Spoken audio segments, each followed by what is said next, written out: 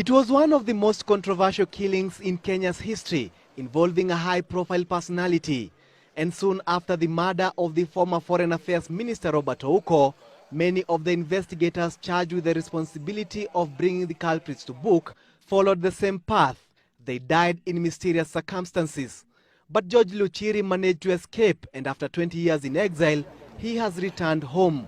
Nilikuwa nimeshikwa hapa, nimefungwa na kwa vile nilikuwa askari watu wangeniamini na Mungu alinisaidia nikatoroka. Luchiri returned home to find a totally different environment. There is a witness protection bill in parliament that could see a witness protection system in place soon. But Luchiri says that it is the forthcoming referendum that has been a catalyst for his return. I've come here to register as a voter and to see my people.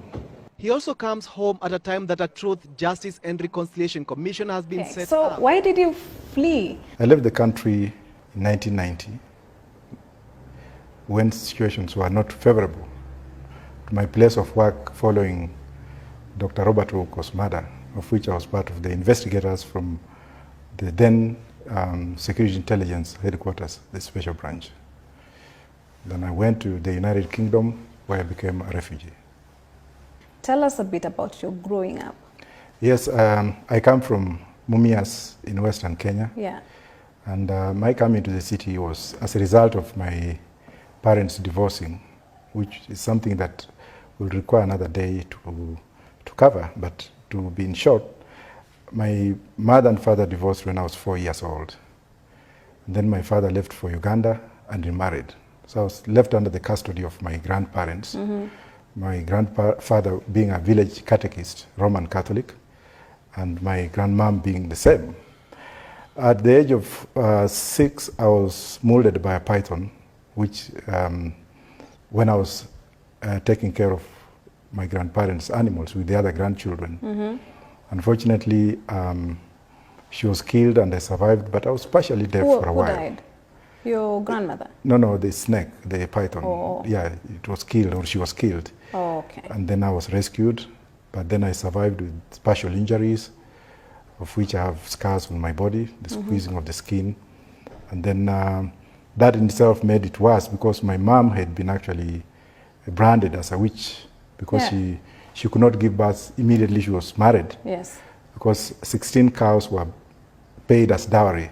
So they expected her to give birth simultaneously and immediately. Mm. When it took 2 years, they came up with a conclusion that there was something wrong with this woman. Yeah. But when she bore me, that's when her problem started, because that was like a disapproval to their myth and what have you. Okay. So when I was born, she was excommunicated from the village, and a small hut was built for her outside the village, where she stayed as an outcast. Okay. And then later on, when she became pregnant of my second sister, and while she was in labor alone, things went so bad that my young sister died thereafter. And that's when she left. Mm-hmm. So when she left, I continued, as I said, about the snake. And then I was removed from that village to go far away so that I don't contaminate the family with my mother's witches. Mm. So I used to go for about 10 kilometers in a school known as Buhui Primary School, which is more or less like 2 hours walk. Mm. So I used to wake up very early in the morning, I would go and come back. Then, unfortunately, in 1969, it rained during lunchtime, and we had gone to seek shelter that we could actually beg for porridge, because the woman there was selling porridge. Yeah.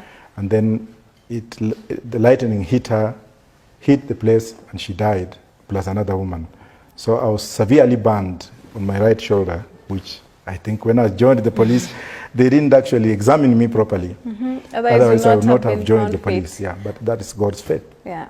Then after that, things went so bad in that I walked in search of my mother, whom I could not even recognize that particular time. Mm-hmm. So I ended up in Busia, and I was like walking that direction because that's what I knew, she came from that direction. Mm-hmm. And fortunately or fortunately for me, I befriended a man of Somali origin and appearance who happened to be a driver of the long petrol hauliers. So the man brought me to Nairobi with an intent, which I didn't realize, that he was a purifier. So when he put me in his house, he went to buy milk, and eventually when he came back, he was hit by a vehicle, and he died on the spot.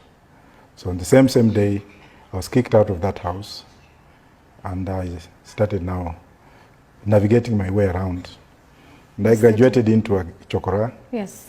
And I grew up in the streets, the harsh streets of Nairobi. Yes. And eventually, I joined the Hare Krishna, Hare Rama, because they used to come to the streets to give us what we call prashadam. And then I went to the temple in Ngara. I grew up in Ngara. They took me to school. And to say it in short, one of their worshippers, Mr. Ramlal Sharma of City High School, took me from the temple to his home in Ngara, where Pioneer International University is. That is the former City High School. Yeah. Where I was privileged to go to school. Yes. My classmates included people like Honorable Ruben Dolo of Makadara, Okay. and people like Ranalo of the Ranalo restaurant, who can attest to what I'm saying today.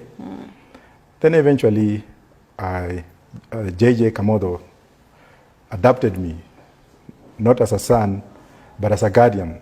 Okay. And by then he was Minister for Higher Education. All right. And when I finished my Form 4, he actually literally sponsored me to high school, plus the late Njiru, the MP from, former Assistant Minister from Kirinyaga. And in fact, when they died, I attended their funerals, and they made me to be what I am today. Okay, very well then. Later on, you became a police. Yes, Why did you decide to join the force? Well, when I went to St. Peter's Mumias for my A-levels, we were the second pioneers. And we tried our level best. I got 1 principal and 3 subsidiaries, which totaled 6 points. Okay. But those who got 7 points with at least 2 principals, they went to the university. So I was short of going to the university. But in my mind, I was like, well, one day I will. And that's why I decided to join the Kenya Police as a constable. Okay. Because I wanted at least to do something. Yeah. Then when I joined the police, I came back, and I was posted in Central Police Station.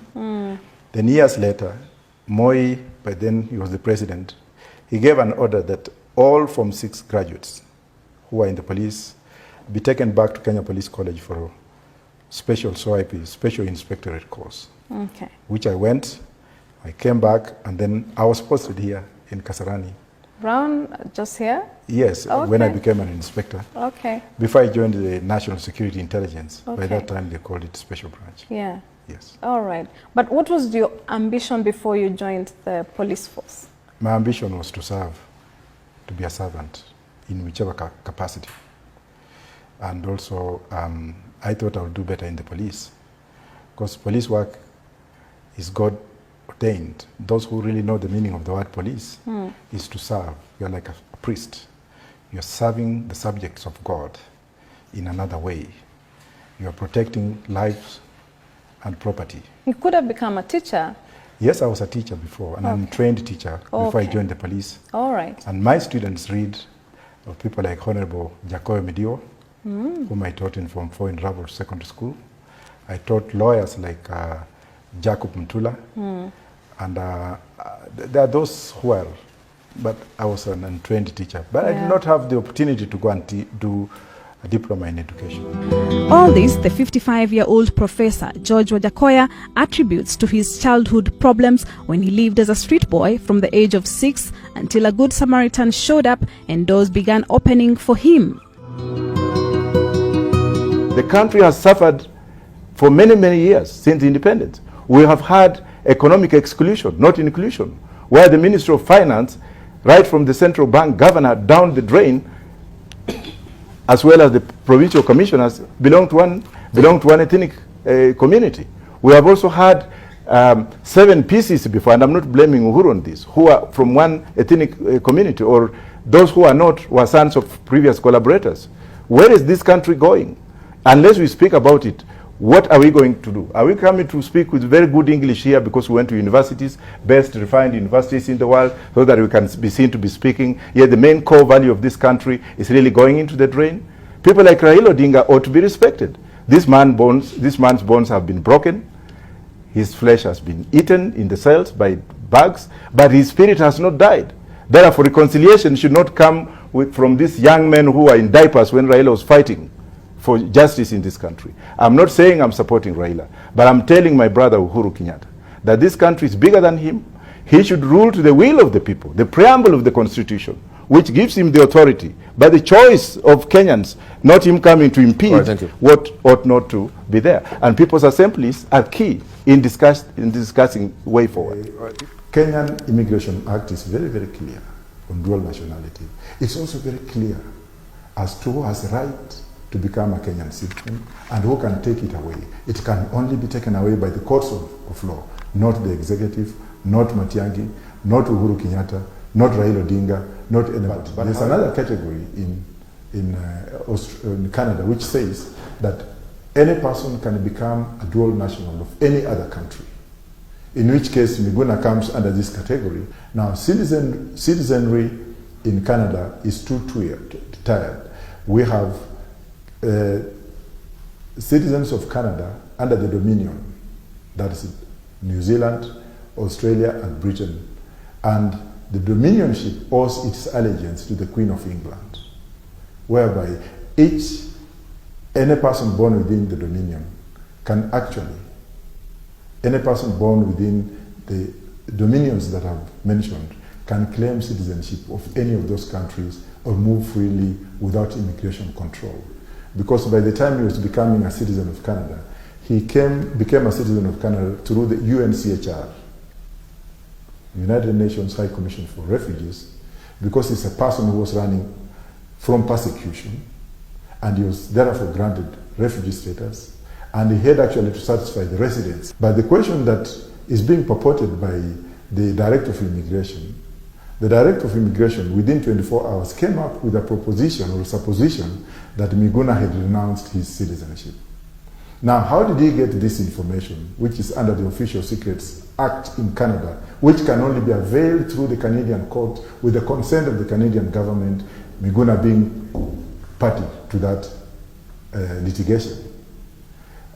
Did he acquire this information illegally through the Canadian embassy? The answer is no. And how did he acquire it within 24 hours of Miguna's arrest and deportation? Somebody somewhere is lying. And as an immigration practitioner in North America, Britain and EU, and right now in Kenya, it's highly suspect that even if they acquired that information, they ought to have given that information in court in defense of their case against Miguna. Therefore, Miguna's deportation was arbitrary, it was contrary to natural justice, it was uncalled for, it was illegal, it was unproportionate, it did not go within the proportional rationality, in which case it should be condemned. And thank God that the courts have found for him, and therefore he should be returned without any limitations. Now, when it comes to the permanent secretary coming up and saying that there is national interest can only be overridden through the courts of law, where the government can come up with legitimacy, very high standards to be applied, strict scrutiny, legitimate expectation on national security. That case can actually be tried in camera. But it's the onerous of evidence is actually on the government to come in and convene the court that Miguna was a person of this particular disposition. But even if there was deportation order granted, that would be unlawful because you cannot deport a Kenyan citizen by birth, period. Kenya is in debt, and Kenya borrows 2 billion every day, and it keeps on borrowing and borrowing, so the borrowing ceiling has gone beyond common sense. So I would like to pay off the Chinese debt, and the only shortest way to pay is by legalizing and growing marijuana for commercial and industrial and medicinal purposes. There are so many ways which I will go into details, I've already spoken about, but the easiest way is to legalize, because the world is legalizing marijuana and it's a gold mine today. It's just like oil in the Middle East. So why can't we take what God has given us, which is natural, available, and affordable and export it. I've never smoked, but I intend to smoke after we legalize it. We shall suspend and remove what is not making Kenyan nation to move and keep what Kenyans want to. But it will be up to Kenyan to look at it and say, what do you want for us to have? There are countries without constitution. Israel is one of them. New Zealand is another one. Britain is another one, as well as Canada. So we have parliament. I'll rule through parliament at that particular time. I don't like those things. You don't? No. At all? You don't? I'm 62 years and I don't want to do what my children are doing. I don't have. You have any? I don't have any. Do you know any Kenyan musician? Well, I know the young kids that are brought up like Bahati and empowered them, but I don't have that. I have taste for Zairan music. Who is your favorite Zairan, Nyoka Longa. Yes. Favorite song? Where a song, no, but Nyoka Longa is my favorite. Of course, most of them are my clients, including Kofi Olomide. But Nyoka Longa makes me dance. Yeah, I spend my leisure time by reading. I read a lot. I just finished another degree, postgraduate degree, diploma from Nairobi University. I'm doing my second PhD, and first one was honorary anyway. But I've done a lot of things within a very short time, and I should be doing about 8 or 9, and maybe diplomas and degrees put together they are 14. When I was at Chokora, I was deprived of my life. So when I went to school, became a grave digger. I didn't want to dig graves forever in England. I didn't want to be a security guard forever. So I just wanted to go to school. I am a vegetarian. I don't drink, I don't smoke, I don't eat meat, I don't eat fish. But my favorite is vegetables. They have their own opinion. Yeah. They talk of things that I don't even know. I can't say, but they know better. That's an end clone of psychological lunacy. People singing and dancing, trying to hoodwink Kenyans with stupidity. I'm issue-based. I'll talk to you the way we are talking, and we talk on issues. I'm not going to be dancing and singing for people out there like those people you're seeing. After stealing from the same people, you want to go and excite them and pay them the money you've stolen to vote for you to steal again. I think Kenyans should wake up this time, and they should look at what they want. Me, I'm just here to do what I can do on terms of sovereignty. But if they don't vote for me, it's okay. I will have no grudge against them. But my life will continue. In England, I was a grave digger, security guard, a student, and I shed tears throughout because of loneliness. In the US, I went back to school, and I've gone through, traversed corridors of power, justice. At least in the US, I've been able to address congressional members, several committees. I've been recognized in the US more than any other part of the world. My wife is from there. Of course, my children were born and raised in Britain, they're British. In the US, there's civility and humanity. At least I was given the opportunity to speak, and there people recognize me. Members of the Senate recognize me, academics recognize me. But here, I don't really care whether they recognize me or not. I came to pursue my mom, who had been divorced when I was very young, and I found her after 53 years living in a shack. I also came to pursue my family to find out where they were, and I found them, and that was the best thing that God ever did for me. My father just passed the other day after he'd given me a piece of land, and I gave him one of the best burials on earth, and I'm telling Diamond, wherever he is, to reconcile with his father. When I reconciled with my dad, because my mother had been divorced, and I spent a lot building my house before burying him. I spent almost 2.8 million in a small house, lit the village, and buried my father like a king. And that was the best thing, and the glories and the benefits I've gotten from that is peace. I'm now very peaceful. They should be very happy, arm themselves on the day of voting. Their future is changed immediately. I'm voted in. We shall be able to sell enough marijuana to restore sanity in this country and give every Kenyan money, build infrastructure, and make the youth happy.